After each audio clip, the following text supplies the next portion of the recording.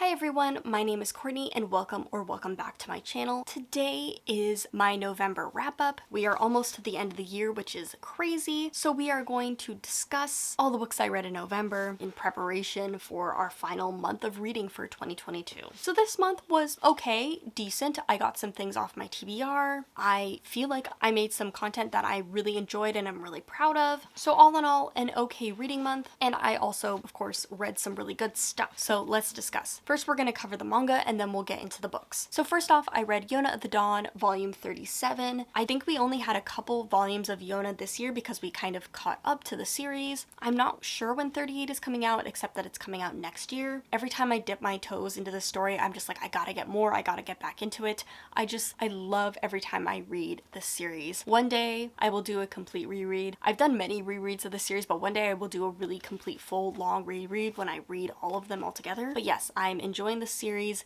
It's nearing the end. There's still a lot to go, but it's slowly getting to the end of this fun fantasy adventure, and I can't wait to see how things turn out. And then the next mangas I read was Welcome to the Volume, volume 10 and 11. So I've completely caught up to the series now, which is really exciting. I still don't have volume 7 and I don't know how to get it, which is so sad, but hey, I caught up in the series. I'm hoping they continue to publish it, and I'm hoping again that the author stays in good health. But yes, I love this series. It's definitely up there with some of my favorite sports anime. If you don't know, it's about ballroom dancing, and this 11th volume we're finally getting into new material that wasn't covered in the anime, so I'm having such a good time with this. And again, I'm very much anticipating the 12th volume and really hoping that everything aligns with this. But yes, let us get into the books. So first off, I have two books that were included in my recent reading vlog, and that would be If We Were Villains and Legends and Lattes. I will discuss them here, but again, I have a complete vlog where I discuss my thoughts and opinions on them, so I would definitely look to that because it was a really fun video and I really enjoyed making it. And it was basically trying to find fall themed books, and I was using booktubers recommendation lists to kind of curate what the fall was and what people recommended for the season. So the first book we have is If We Were Villains by ML Rio. This is a popular one that's been recommended over the years. I feel like I've seen it everywhere and I've been interested in it, but I didn't really understand it or know what it's about. Basically, this is a slow, character-driven, slight mystery story. It's housed in the mystery thriller section, but it leans very literary. There is mystery, but it doesn't feel very mysterious. It feels almost like you're plodding along, knowing the tragedy that's going to happen, anticipating certain events, and you're just kind of watching the train wreck happen and everything unfold. We know that one of the characters has gone to prison and has recently gotten out, and they're kind of recounting the story of how they got to where they were and how this tragic event happened. It all takes place in a university with a Shakespeare troupe. Basically, the acting major of this college all has to study Shakespeare, so it's wrapped around Shakespeare quotes, Shakespeare plays that they're putting on, and the characters themselves take on different tropes and archetypes, and it's just so interesting, so well done.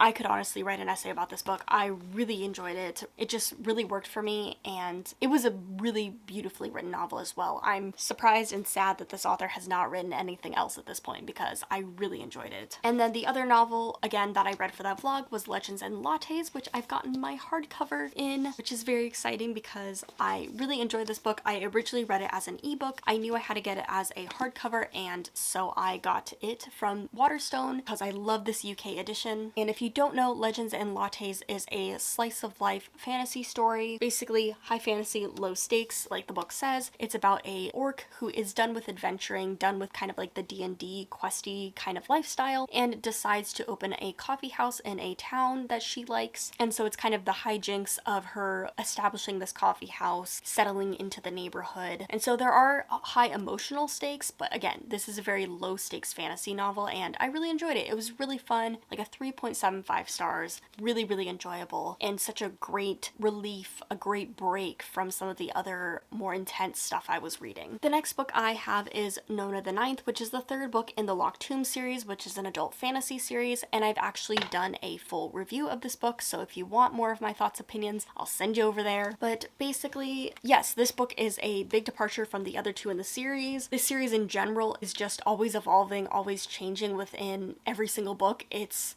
So hard to describe, so weird, but it's basically necromancy with a spacey kind of gothic vibe. And yeah, vibe is the perfect way to describe these books. They're a lot of vibes. But I really enjoyed this. Again, I will send you over to my review if you want more of my thoughts and feelings, opinions.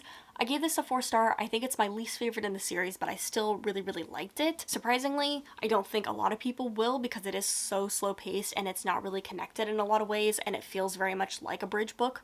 But I enjoyed it, so that's all that matters. And then my final book for the month is Love After the End, which is an anthology of Two-Spirit and Indigi-queer speculative fiction, edited by Joshua Whitehead. This is one of the books that I have had for a little over a year now. I think I got it. No, I definitely got it this year. I bought this year, but I read Love Beyond Body, which is another collection in this kind of series, and that one is like, again, another speculative fiction sci-fi fantasy story, and so this is like a continuation in some respects. I think one of the stories is connected to the ones in that collection, but yes, it has new authors, it has old authors, and it has new dystopian and utopian stories.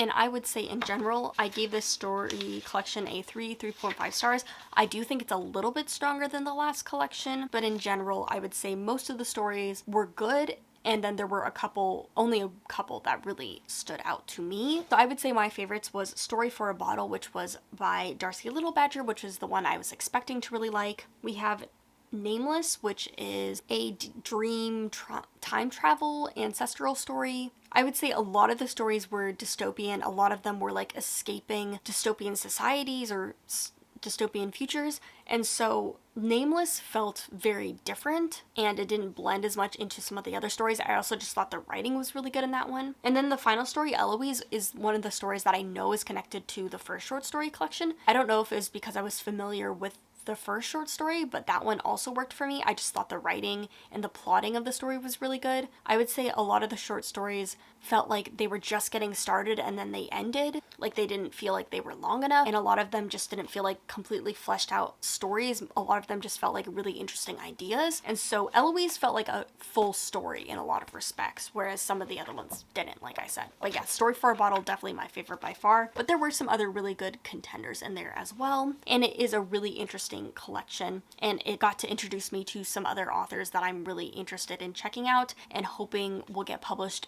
with their own novels and short stories in the future. But yes, those are all the books I read this month. I also read a little bit of Villette, which I don't know when I'm gonna finish that. I started it for the reading vlog, but if you watch that you will know why I didn't finish it, but I don't know when I'm going to finish that. And then the other novel that I'm currently reading is Lachlan's, which I will be finishing next month, so stay tuned for that. But yes, those are all the books that I read this month. Let me know in the comments down below what you read. I would love to know. But thank you so much for watching. I'll see you guys later, and happy reading.